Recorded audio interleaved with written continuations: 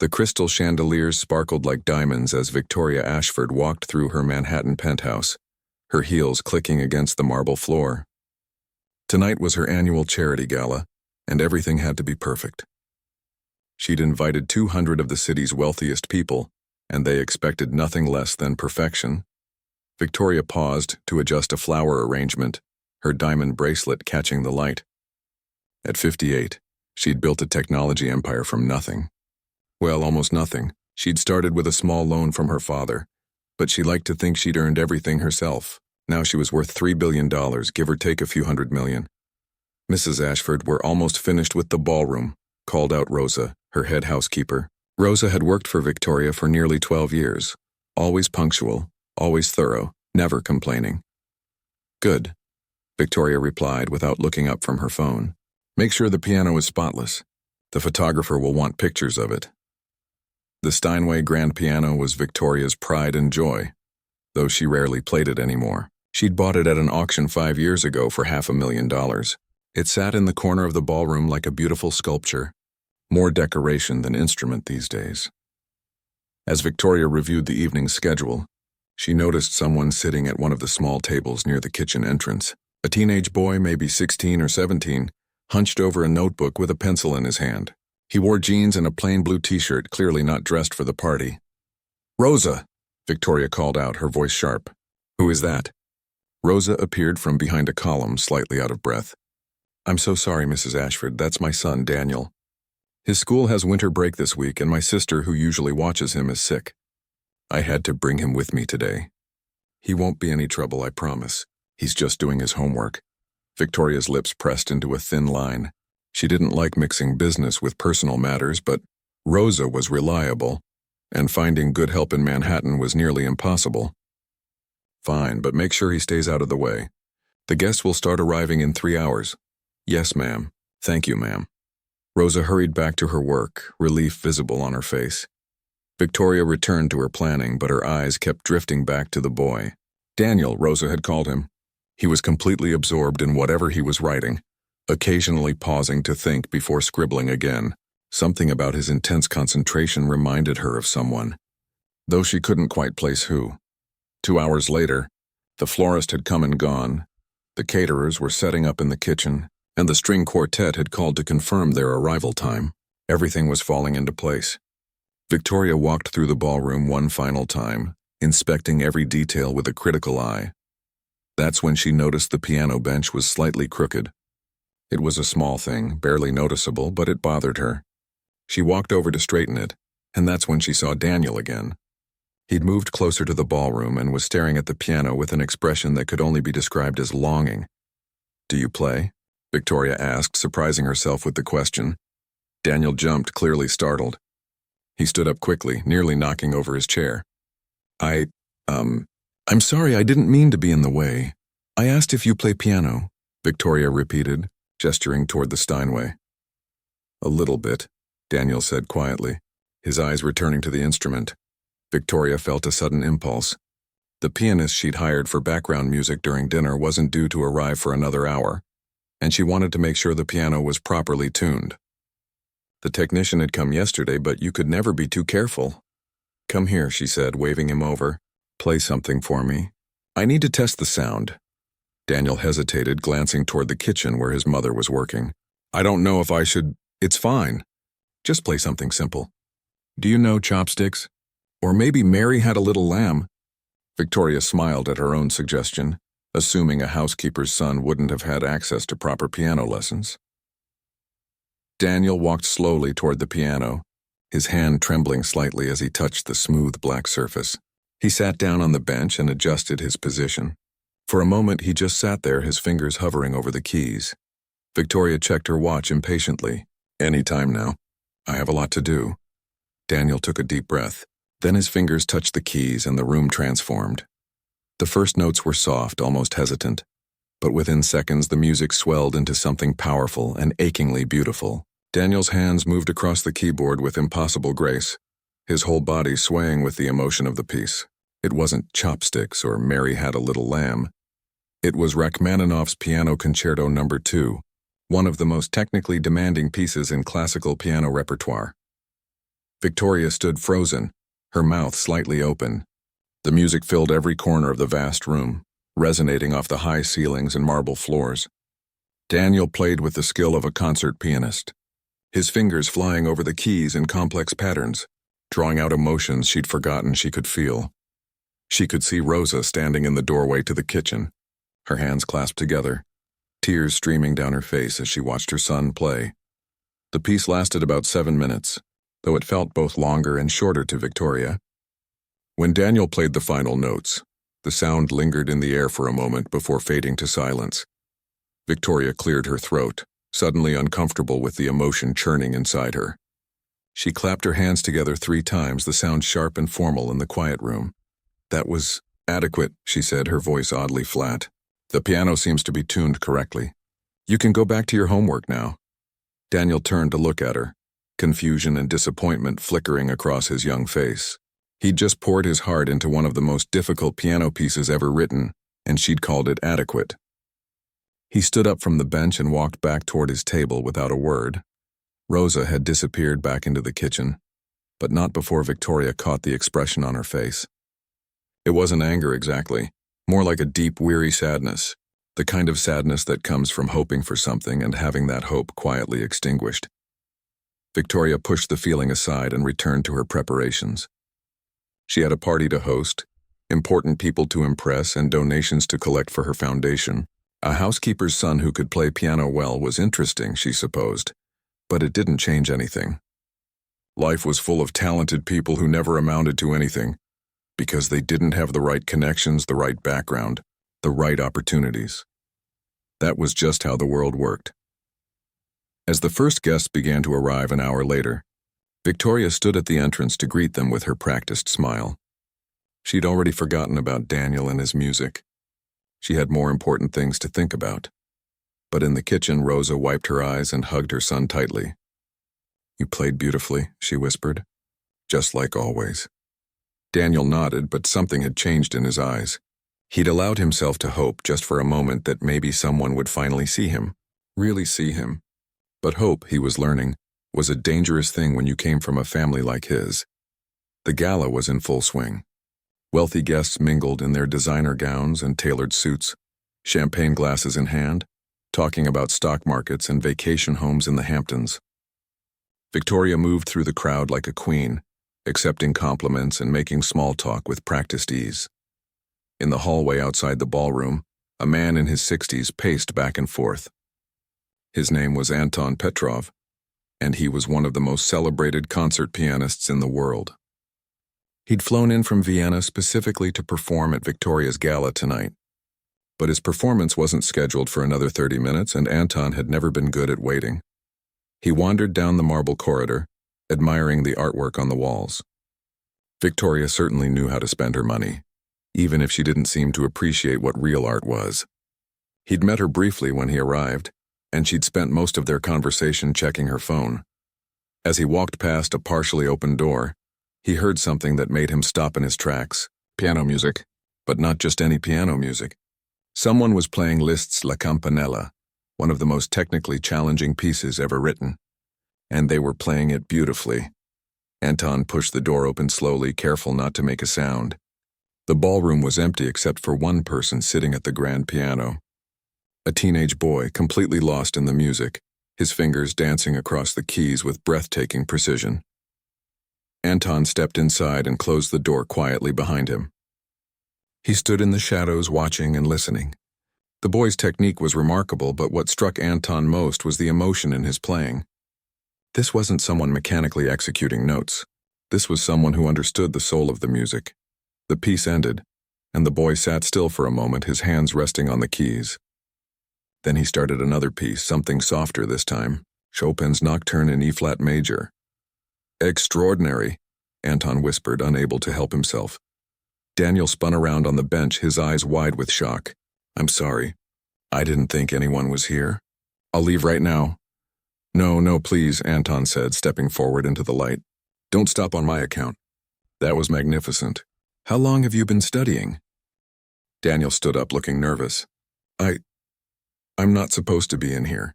My mom works for Mrs. Ashford, and I just wanted to..." "Sit down."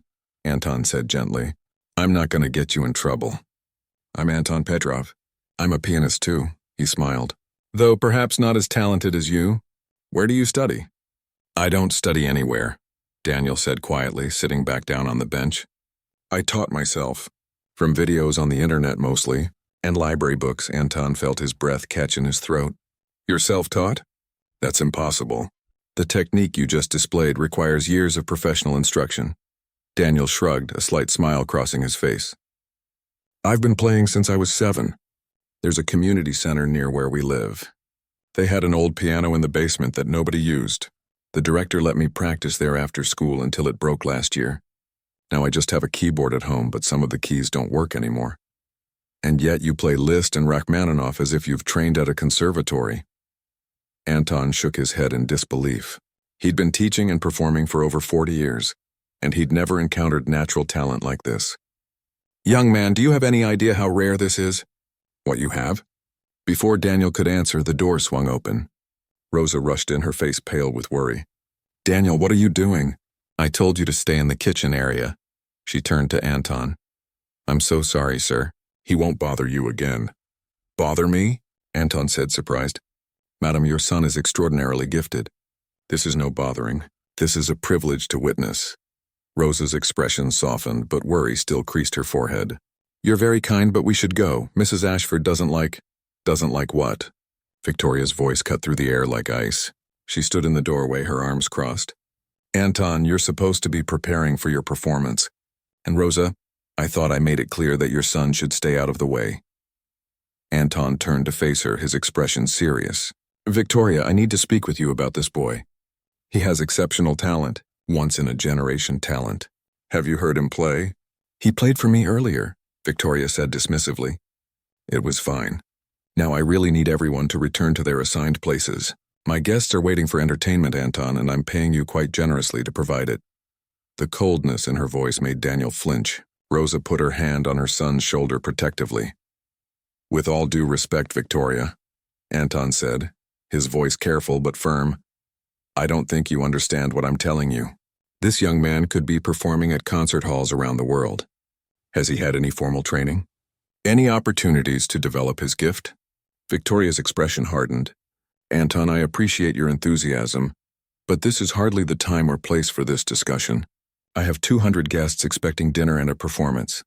He can't afford lessons, Rosa said suddenly, her voice barely above a whisper. I work 3 jobs, but it's still not enough.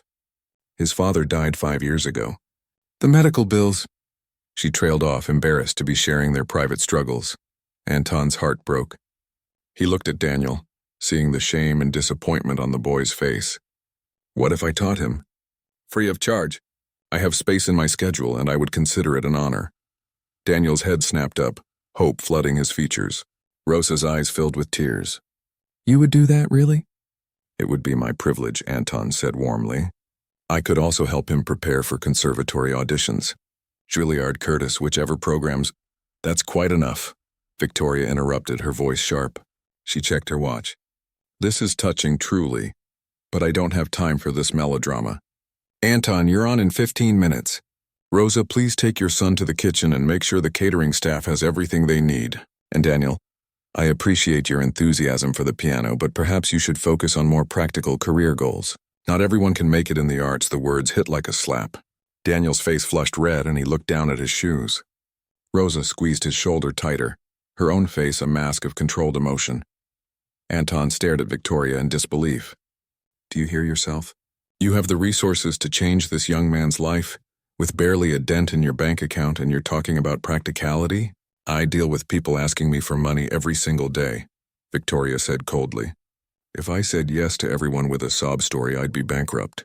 I run a charitable foundation that helps thousands of people through established programs. I can't just hand out cash to every talented kid who crosses my path. This isn't just any talented kid, Anton protested. This is... Anton. Victoria's voice left no room for argument. 15 minutes. Please prepare. Rosa, Daniel, you're dismissed. Rosa nodded quickly and guided Daniel toward the door. Anton watched them go, his hands clenched into fists at his sides. The boy walked with his shoulders slumped, all the joy from his playing drained away. When they were gone, Anton turned to Victoria. You know, I've played for royalty, for presidents, for some of the wealthiest people in the world. But I've never met anyone quite as blind as you. Excuse me? Victoria's eyes flashed with anger. That boy has a gift that most people spend their entire lives wishing for, and you just crushed his spirit because it was inconvenient for your dinner party. Anton shook his head. I'll perform tonight because I gave you my word. But after this, don't call me again. He walked past her without another word, leaving Victoria standing alone in the ballroom. For a moment, just a brief moment, something uncomfortable twisted in her chest. Guilt, regret? She pushed it away. She had a gala to run. She had important people to impress. She had a reputation to maintain. In the kitchen, Daniel sat on a stool while his mother worked. Someone had left a radio playing softly in the corner. Classical music drifted through the air, and Daniel closed his eyes, his fingers moving silently as if he were playing along. That man was nice, he said quietly. Mr. Petrov. Yes, he was, Rosa agreed, her voice tight with emotion. Very nice. Do you think he meant it? About teaching me? Rosa paused in her work, wiping her eyes with the back of her hand. I don't know, baby, I hope so. But try not to get your hopes up too high, okay? Sometimes people say things in the moment. Daniel nodded, but his fingers kept moving to the invisible piano in his mind. In the ballroom, Anton performed beautifully for Victoria's guests, but his thoughts were elsewhere. He was already planning his next move. Sometimes, he thought, you had to help people even when the wealthy ones refused to see what was right in front of them. 3 days after the gala, Rosa's phone rang while she was scrubbing a bathtub in someone else's mansion. She almost didn't answer, thinking it was probably a spam call, but something made her pick up. Hello, is this Rosa Martinez? A man's voice asked. Yes, this is she. Who's calling? It's Anton Petrov. We met at Victoria Ashford's gala. I was wondering if we could meet to discuss your son's piano education. Rosa nearly dropped the phone. She sat down on the edge of the bathtub, her heart pounding. You were serious? About teaching him? Absolutely serious, Anton replied. I don't say things I don't mean. Would you and Daniel be available this Saturday? I'd like to hear him play again and assess where we should begin. That Saturday, Rosa and Daniel took 2 buses to reach Anton's brownstone in the Upper West Side. Daniel wore his only dress shirt, the one he saved for school concerts that never happened, because his school had cut the music program years ago. His hands were shaking as they rang the doorbell. Anton greeted them with a warm smile and led them inside. His home was filled with photographs of concert halls and famous musicians. 3 different pianos sat in various rooms. Daniel couldn't stop staring. Go ahead, Anton said, gesturing to a beautiful grand piano in the living room. Play whatever you like.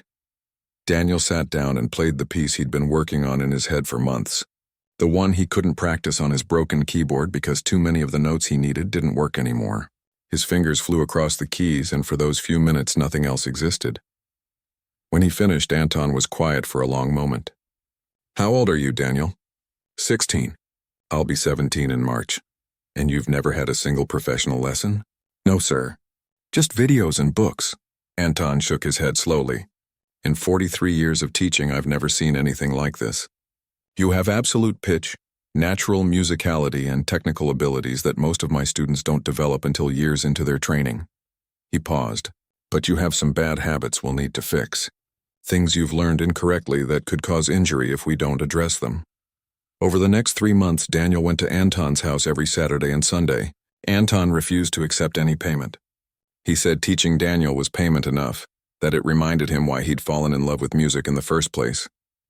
Daniel absorbed everything like a sponge. Proper hand position, breathing techniques, how to use the weight of his arm instead of just his fingers. Anton gave him exercises to build strength and flexibility. He taught him music theory, composition, the history behind the pieces he played. Rosa would sit in Anton's kitchen during the lessons, sometimes doing paperwork from her cleaning jobs, sometimes just listening to her son play. More than once, Anton found her crying tears of gratitude. You're giving him a future, she told Anton one afternoon. You understand that, don't you? You're changing his entire life. Anton patted her hand gently. Your son is changing his own life. I'm just pointing him in the right direction. By the end of 3 months, Daniel had transformed. Not just his playing, though that had become even more extraordinary, but his confidence, his posture, the way he carried himself. He stood taller. He smiled more. He had hope. "It's time," Anton announced one Sunday in April. "Time to apply to Juilliard's pre-college division." Daniel's eyes went wide. "Juilliard?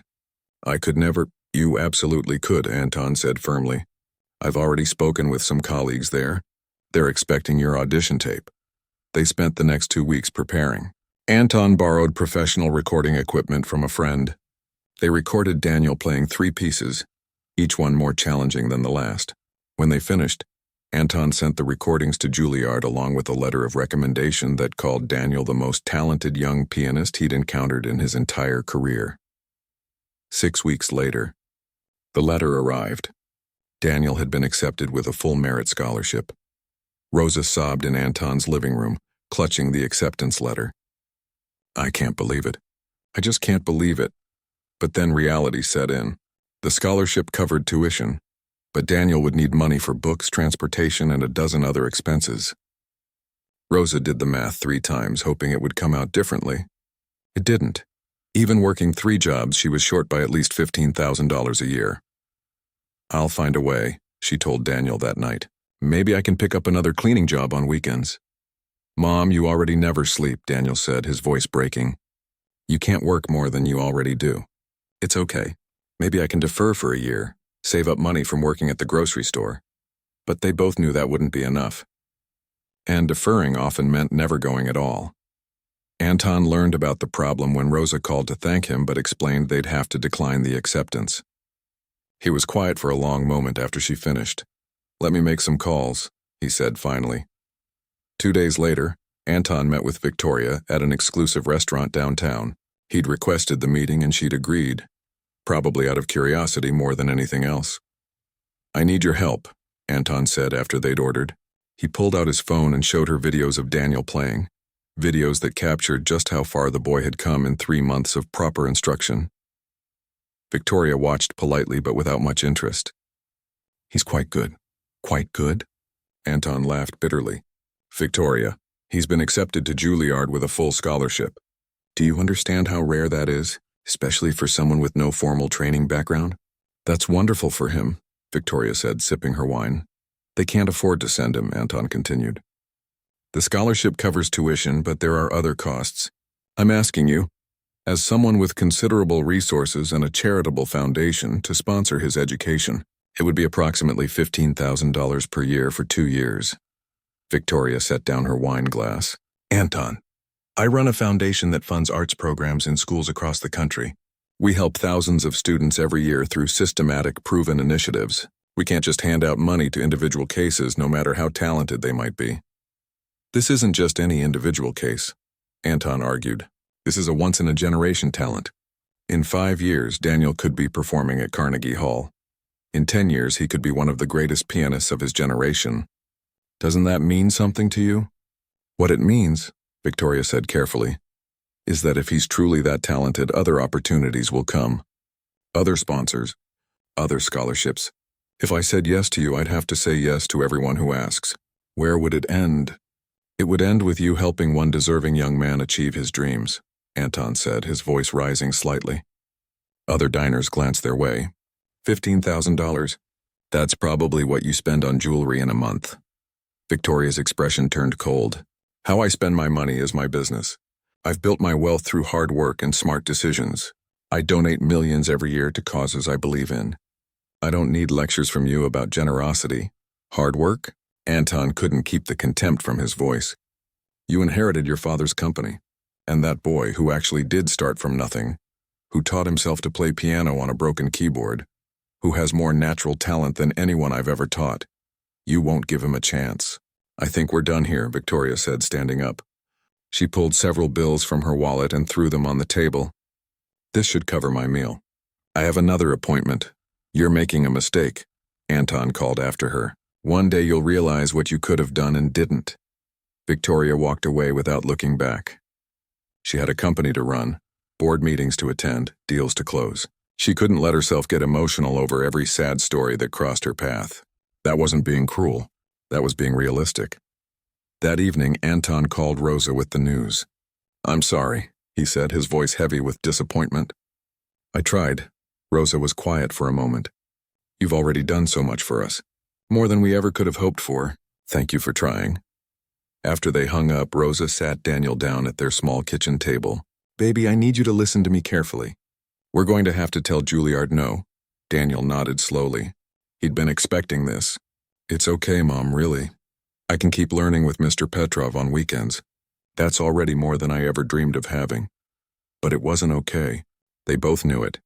Rosa held her son while he cried, and she made a silent promise to herself. Somehow, some way, she would find a way to make this happen. Even if it took years, even if it seemed impossible, her son deserved to fly, and she wasn't going to let him fall. 2 weeks after Rosa told Juilliard they couldn't accept the scholarship, Anton received a phone call from an old friend named Jennifer Chen. She wrote for a major music magazine and was always looking for interesting human interest stories. I heard through the grapevine that you've been teaching a remarkable student, Jennifer said. Any chance I could interview him? We're doing a series on hidden talents and barriers to arts education. Anton hesitated. He didn't want to exploit Daniel's situation. But then he thought about how many other kids were out there, sitting on broken keyboards in tiny apartments, dreaming of chances they'd never get. Let me ask him and his mother, Anton said finally. But Jennifer, if you do this story, you have to tell the whole truth. Not just that he's talented, but why he can't pursue his gift. 3 days later, Jennifer sat in Rosa's small apartment in Queens. The place was spotless but cramped, with mismatched furniture and walls that needed painting. In the corner sat Daniel's keyboard, several keys held down with tape because they'd stopped working. Can you play something for me on that? Jennifer asked, pointing at the keyboard. Daniel looked embarrassed. It's pretty broken. A lot of the keys don't work. That's exactly what I want to see, Jennifer said gently. Show me how you practice. Daniel sat down and began to play a piece by Beethoven. Every time he reached a note that didn't work, his fingers would automatically adjust, finding a different note that would fit, creating workarounds on the spot. It was like watching someone paint a masterpiece with half their colors missing. Jennifer recorded it on her phone, tears building in her eyes. Then she asked Daniel and Rosa to tell their story, about Daniel's father dying when he was 11, about Rosa working 3 jobs to keep them afloat, about the community center piano that broke, about teaching himself from library books and YouTube videos, about Victoria Ashford asking him to play chopsticks and dismissing his talent when he played Rachmaninoff instead, about Juilliard and the scholarship they couldn't afford to accept. Why are you telling me all this? Jennifer asked. Aren't you worried about what Mrs. Ashford might think? Rosa glanced at Daniel, then back at Jennifer. I'm not trying to hurt anyone, but maybe if people hear our story, they'll understand that talent doesn't only exist in rich families. Maybe some other kid out there will get a chance we didn't get. The article came out 2 weeks later, accompanied by the video of Daniel playing on his broken keyboard. Jennifer titled it, The Pianist Who Plays the Notes That Aren't There. Within hours, the story went viral. People shared it on every social media platform imaginable. The video of Daniel adapting his playing to work around the broken keys moved thousands of people to tears. Comments poured in from all over the world. This is what real talent looks like. Meanwhile, rich kids with every advantage can barely play hot cross buns. Someone helped this young man. By the next morning, a crowdfunding campaign had been started by someone Daniel had never met. The goal was $15,000 to cover Daniel's first year at Juilliard. By noon, they'd raised $50,000. By evening, it was over $100,000. Rosa couldn't believe what she was seeing. Strangers from across the country, across the world, were donating money. $5, $50, sometimes hundreds, all because they believed in her son. Mom, we can go, Daniel whispered, staring at the numbers on the screen. We can actually do this. They held each other and cried. But the story didn't stop there. News channels picked it up. Morning shows wanted interviews. Daniel appeared on television, telling his story with quiet humility that made viewers love him even more. He always thanked Anton. He always spoke respectfully about Victoria, even though everyone could hear the hurt underneath his polite words when he mentioned her. And that's when things got uncomfortable for Victoria Ashford. Social media exploded with criticism. People dug up the details of Daniel's story, how he'd played for Victoria at her multi-million-dollar penthouse, how she'd dismissed him, How she'd later refuse to help when asked directly. Billionaire. Ignores genius right under her nose. This is everything wrong with wealth inequality. She has $3 billion and couldn't spare $15K for this kid? The hashtag #HowToCheckYourPrivilege started trending, with Daniel's story at the center. News commentators debated it on evening programs. Some defended Victoria, saying she had no obligation to help everyone who asked, but most people felt differently. Victoria's company social media accounts were flooded with angry comments. People posted on every photo, every announcement, "Help Daniel Martinez. You should be ashamed." This is why people hate billionaires. Her PR team called emergency meetings. Her assistant fielded angry phone calls. Even some of her board members expressed concern that this was damaging the company's image. Victoria tried to ignore it at first. She released a carefully worded statement through her publicist. "I'm thrilled that Daniel has received such wonderful support from the community. His story is truly inspiring, and I wish him all the best in his musical journey."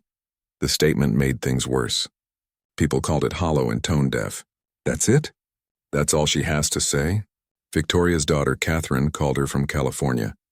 Catherine was 32 and worked as a social worker. She and Victoria hadn't been close for years. "Mom, I just saw the news about that pianist kid," Catherine said. "Please tell me the story isn't true." "Of course it's not true," Victoria snapped. "It's been completely blown out of proportion. I barely even met the boy." "He played Rachmaninoff for you and you told him it was adequate," Catherine said quietly. "That part is true, isn't it?" Victoria was silent. "You know what the saddest part is?" Catherine continued. "You used to be different. When I was little, you used to play piano. You loved it. You told me once that Grandpa made you quit because he said music was a waste of time, and now you're doing the exact same thing to someone else." "That's not fair," Victoria protested. "I give millions to charity every year. To causes that look good on paper," Catherine said. "When was the last time you actually looked someone in the eye who needed help? When was the last time you used your money to change one person's life directly?" After they hung up, Victoria sat alone in her penthouse. The same penthouse where Daniel had played months ago. She walked to the piano and lifted the cover from the keys. Dust had settled on them. She couldn't remember the last time anyone had played it. She sat down and tried to play something, anything, but her fingers had forgotten how. The muscle memory was gone. It had been almost 30 years since she'd seriously played. Her father had told her music wouldn't make her successful. So she'd quit, focused on business, made billions of dollars. And somewhere along the way, she'd forgotten what it felt like to create something beautiful just because it mattered. Victoria pulled out her laptop and searched for Daniel's video. She watched him playing on that broken keyboard, his fingers flying across the working keys, his whole face concentrated and joyful despite the limitations. Then she watched an interview with him where he talked about the community center piano, about learning from YouTube because he couldn't afford lessons. "Music saved me," Daniel said in the interview. "After my dad died, I was angry at everything. But when I played piano, I could feel something again. Something good." Victoria closed her laptop and sat in the dark. Outside her window, the lights of Manhattan sparkled like stars. She thought about Catherine's words, about Anton's disgust, about Rosa's quiet dignity. She thought about being 17 years old, telling her father she wanted to study music and him laughing. "Be realistic, Victoria. Art is for people who can afford to fail." She'd listened to him. She'd been realistic. She'd built an empire. But what had she really built? The next morning, Victoria made a phone call. Not to her PR team, not to her lawyers, to Anton Petrov. "I want to help," she said when he answered, "but I need to do it right. Will you tell me how?" Anton was silent for a long moment after Victoria's question. She could hear him breathing on the other end of the line, probably deciding whether to hang up or give her a chance. "Why now?" he asked finally. "Because of the bad publicity?" Victoria wanted to lie, to say she'd been planning to help all along. But something stopped her. Maybe it was Catherine's words still echoing in her head. Maybe it was seeing herself clearly for the first time in years. Partly, she admitted. "I won't pretend the publicity doesn't matter. But also because I watched the video of Daniel playing on that broken keyboard, and I realized something. I used to be him. Not poor but trapped. My father killed my dream of music the same way I almost killed Daniel's." Anton sighed. "Victoria, if you're going to help, it can't be a PR stunt. These are real people with real lives.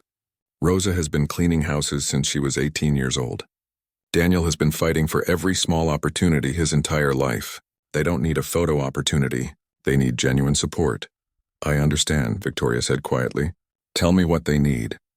First, you need to apologize to them. Face to face. No cameras, no press releases. Just you being honest. Victoria's stomach tightened. Apologizing wasn't something she did often. All right. Can you arrange a meeting? 3 days later, Victoria found herself in Anton's living room, sitting across from Rosa and Daniel. She'd left her driver outside and come alone. No assistant, no security, no witnesses. Just her. Daniel looked nervous. Rosa looked guarded, her hand resting protectively on her son's shoulder. They had every reason not to trust her. Thank you for meeting with me, Victoria began. Her voice wavered slightly. I owe you both an apology. Daniel, when you played for me at my home, you poured your heart into that music, and I dismissed it.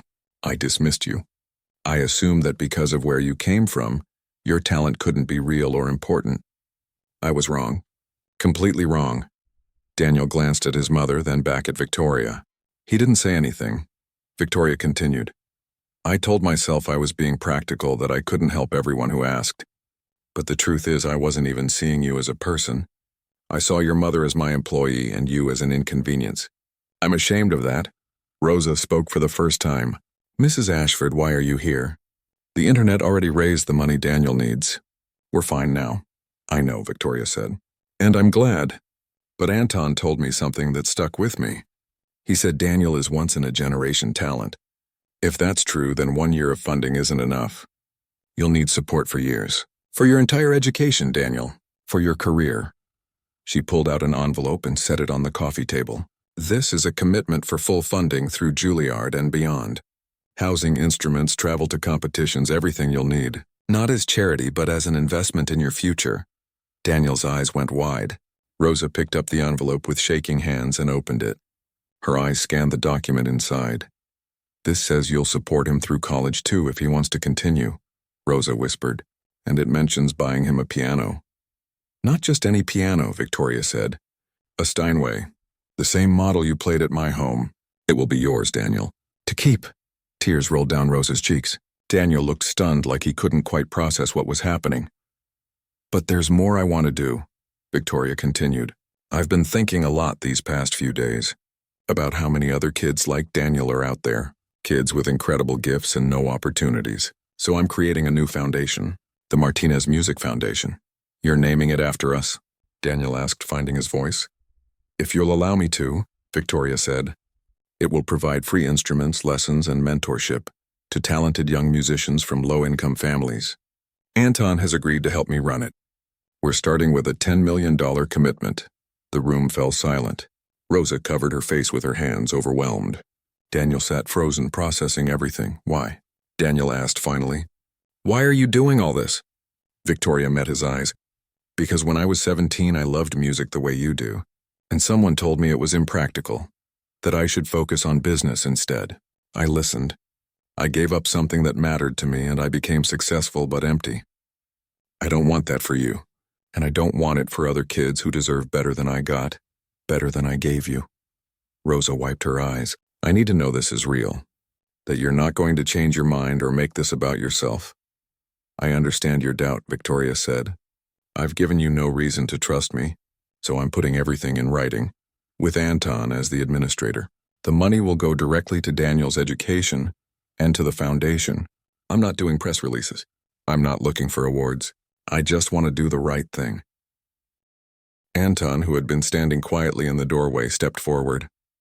I've reviewed the legal documents. It's legitimate. No strings attached. Rosa looked at her son, then back at Victoria. Then I suppose I should say thank you. This is more than I ever dreamed of for Daniel. You don't have to thank me, Victoria said. I should have done this months ago. I should have seen what was right in front of me. 6 months later, Carnegie Hall was packed. It was a special concert featuring young musicians from the newly established Martinez Music Foundation. Daniel was the closing performer, and the entire evening had sold out within hours of tickets going on sale. Victoria sat in a regular seat in the orchestra section, not in the VIP box. Rosa sat beside her, wearing a new dress that Daniel had insisted on buying for her with his first scholarship stipend. Anton was backstage with the performers.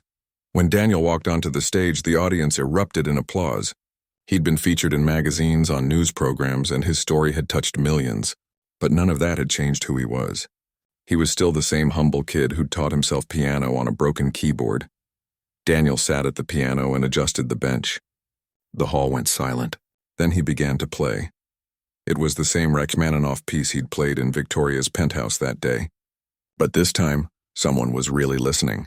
Victoria closed her eyes and let the music wash over her.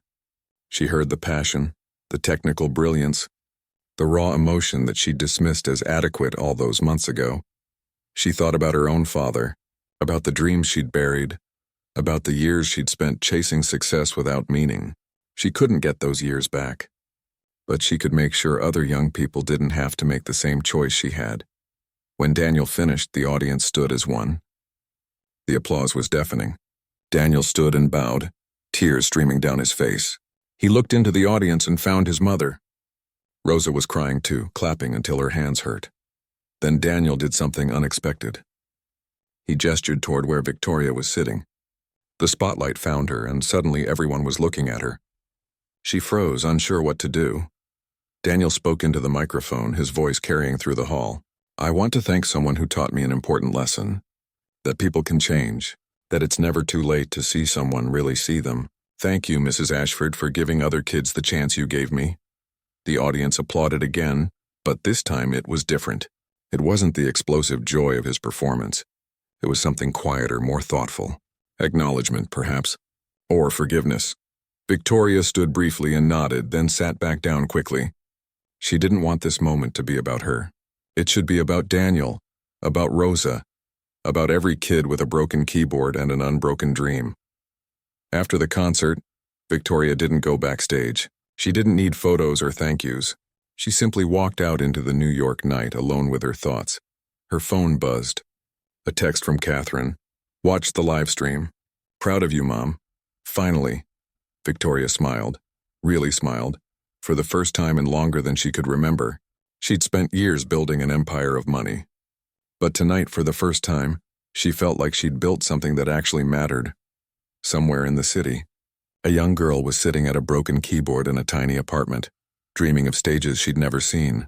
But tomorrow, because of the Martinez Music Foundation, someone would knock on her door with a brand new piano and an offer for free lessons. And the music would continue, one child at a time, one dream at a time, one chance at a time. Because sometimes, the most valuable thing a person can do with their wealth isn't building monuments to themselves. It's helping someone else's music be heard.